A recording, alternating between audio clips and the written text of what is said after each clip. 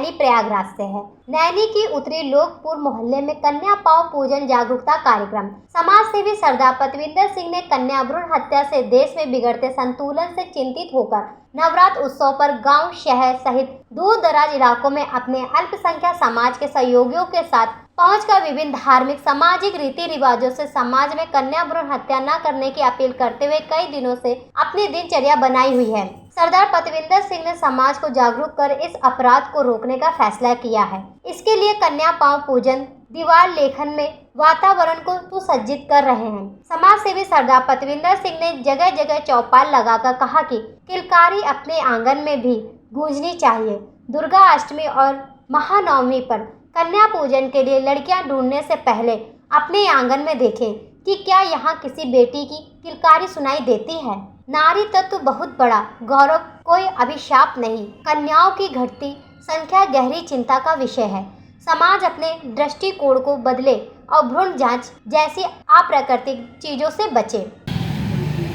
वाहिगुरु जी का खालसा, वाहिगुरु जी की फतेह। हम लोग पिछले कितने दिनों से, कई दिनों से गांव-गांव पगडंडी चल के बस्तियों में जा रहे हैं। सब जगह एक ही चेतना जगा रहे हैं हम लोग, सब लोग मिलके कि कन्या भ्रूण हत्या ना करें, कन्याओं को संसार में आने दें। बेटियों से ही संसार है। बेटियां जहां दो परिवारों को यशस्वी बनाती हैं, वही पूरे समाज को, पूरे मोहल्ले को, पूरे नगर को एक शक्ति प्रदान करती हैं।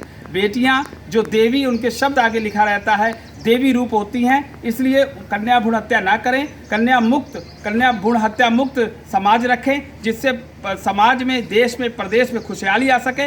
उसी उद्देश्य को लेके हम लोग मौलाना जी के साथ, चारों धर्मों के साथ मिलकर जगह जगह हम लोग कन्याओं का पांव पूजन कर रहे हैं और ये संदेश देने की कोशिश कर रहे हैं कि बेटियों को पढ़ाइए, लिखाइए, खेलने दीजिए, सब महान बनाइए, क्योंकि बेटियों से संसार है। जहाँ बेटियाँ दो परिवारों को यशस्वी परिवार बनाती हैं, इसलिए बेटियों के साथ देवी शब्द जुड़ा होता है। किसी भी मजहब की, किसी भी धर्म की हों, बेटियां बेटी होती हैं, देवियाँ होती हैं, उन्हीं से ही परिवार बसता है, उसी से ही संसार चलता है। इसलिए जो आज स्थिति है, कन्या भ्रूण हत्या इतनी ज़्यादा हो रही है जिससे अनुपात बिगड़ गया पुरुष और स्त्री का। अगर यही सिलसिला चालू रहा, अगर अब हम भी सचेत नहीं हुए, डॉक्टरों ने, नर्सों ने ये पाप करना नहीं छोड़ा, तो आने वाली स्थिति बहुत भयानक हो जाएगी।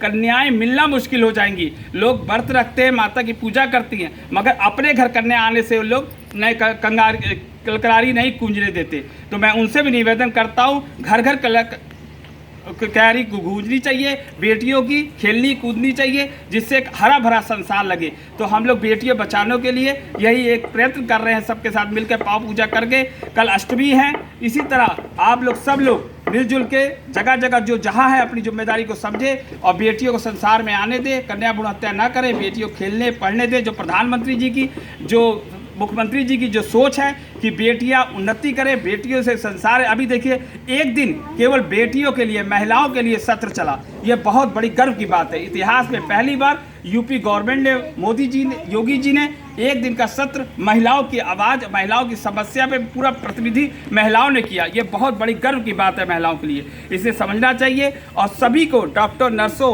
और समाज के पुरुष, स्त्रियों, सबको आगे आके इस गलत काम को बचाना चाहिए और अपनी जिम्मेदारी को समझना चाहिए। मैं सरदार पतविंदर सिंह यही चेतना विभिन्न धर्मों के साथ जन चेतना जगा रहा हूँ। वाहिगुरु जी का खालसा, वाहिगुरु जी की फतेह। ब्यूरो रिपोर्ट, जन कल्याण न्यूज़।